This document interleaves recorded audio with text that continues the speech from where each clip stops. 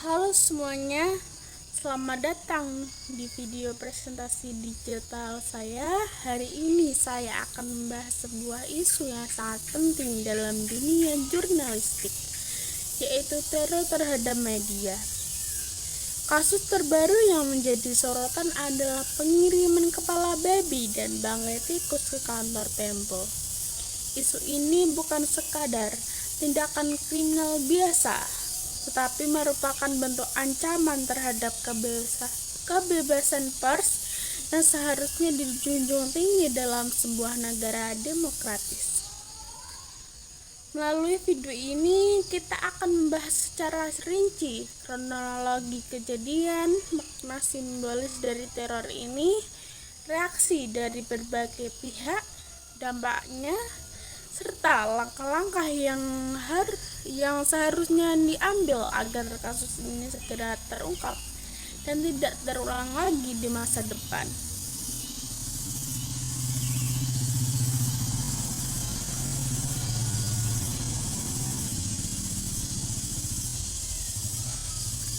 Mari kita mulai dengan kronologi kejadian. 19 Maret 2025, kantor Tempo menerima paket yang berisi kepala babi tanpa telinga. Paket ini ditunjukkan kepada seorang wartawan politik bernama Francisca Christy Rosana. Pada 22 Maret 2025, teror berlanjut dengan dikirimkannya paket kedua. Kali ini, paket tersebut adalah bangkai tikus yang telah dipenggal kepalanya. Dua insiden ini jelas menunjukkan bahwa ada pihak yang ingin mengintimidasi media. Tempo sebagai salah satu media nasional yang berpengaruh dikenal karena keberaniannya dalam mengungkapkan berbagai kasus sensitif termasuk korupsi dan pelanggaran hak asasi manusia. Dengan adanya teror ini muncul dugaan bahwa ada pihak tertentu yang merasa terganggu dengan pemberitaan yang dilakukan Tempo. Bukan tanpa alasan pengirim memilih kepala babi dan bangkai tikus sebagai bentuk ancaman. Mari kita bahas makna simbolis dari masing-masing benda ini. Yang pertama adalah kepala babi. Babi sering dianggap sebagai hewan yang kotor dan hina. Penggunaan kepala babi dalam kasus ini bisa dimaknai sebagai bentuk penghinaan terhadap penerima paket. Selain itu, dalam beberapa kasus kriminal, kepala babi sering digunakan sebagai ancaman serius terhadap seseorang. Lalu, ada bangkai tikus. Tikus sering diidentikan dengan pengkhianatan atau sebagai hama yang mengganggu.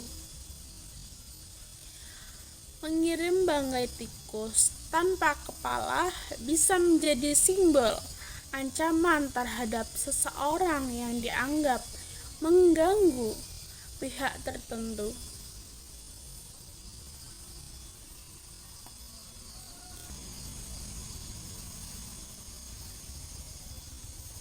Dengan memahami makna simbolis ini, kita dapat melihat bahwa tujuan utama dari pengiriman paket ini adalah menakut-nakuti dan memberikan pesan bahwa penerima harus berhenti melakukan sesuatu. Kejadian ini terungkap ke publik, berbagai pihak langsung memberikan tanggapan mereka. LBH PPGP Ansor mengutuk tindakan ini dan menyatakan bahwa ini adalah bentuk intimidasi terhadap kebebasan pers.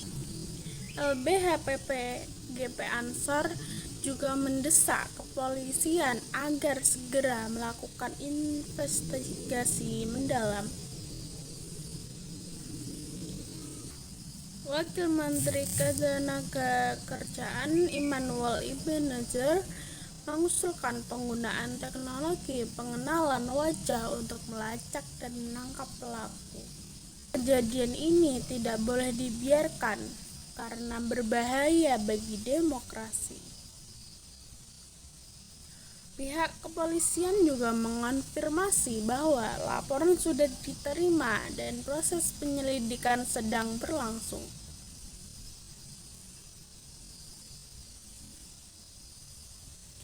Kepolisian juga menyatakan akan menelusuri CCTV dan bukti lain untuk mengidentifikasi pengirim paket.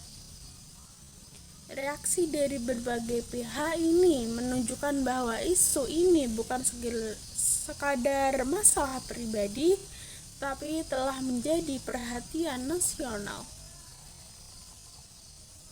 Insiden ini jelas memberikan dampak yang serius terhadap kebebasan pers di Indonesia. Hal tersebut menjadi ancaman terhadap para jurnalis. Jurnalis bisa saja merasa takut untuk mengungkap fakta yang sebenarnya. Jika tidak segera diatasi, ini bisa menjadi presiden buruk yang membuat wartawan lebih berhati-hati dalam menulis berita, bukan karena kode etik jurnalistik, tetapi karena rasa takut.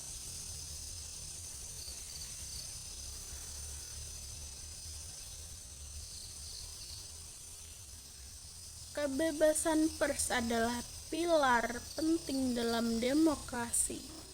Tanpa perlindungan yang jelas, jurnalis dan media bisa menjadi korban teror serupa di masa depan.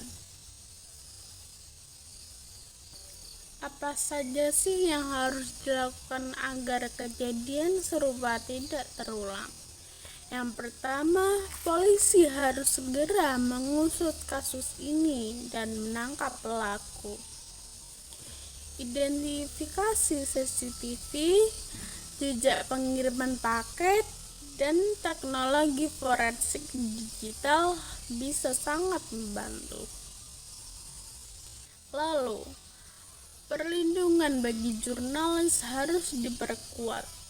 Pemerintah perlu membuat regulasi yang lebih ketat dalam melindungi kebebasan pers.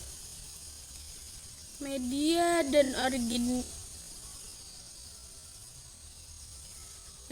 dan organisasi jurnalis harus bersatu dalam melawan ancaman seperti ini.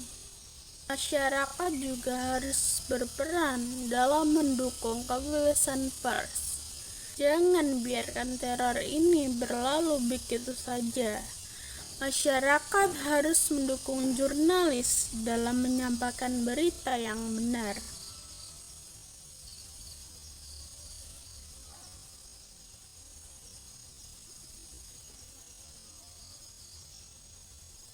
Nah, dari pembahasan ini kita bisa melihat bahwa kasus pengiriman kepala babi dan bangkai tikus di kantor Tempo bukan sekedar teror biasa, tetapi juga sebuah ancaman serius terhadap kebebasan pers.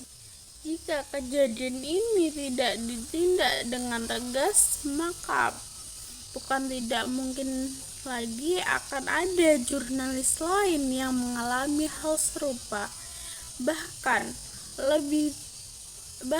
bisa lebih buruk lagi. Sebagai warga negara, kita harus tetap mendukung kebebasan pers karena media adalah mata dan telinga masyarakat. Jangan biarkan ketakutan membungkam suara kebenaran. Terima kasih telah menyaksikan presentasi ini. Semoga informasi yang saya sampaikan bermanfaat dan membuka wawasan kita semua tentang pentingnya kebebasan pers. Jangan lupa untuk mendukung jurnalis yang bekerja dengan integritas dan menolak segala bentuk intimidasi. Sampai jumpa dan salam demokrasi.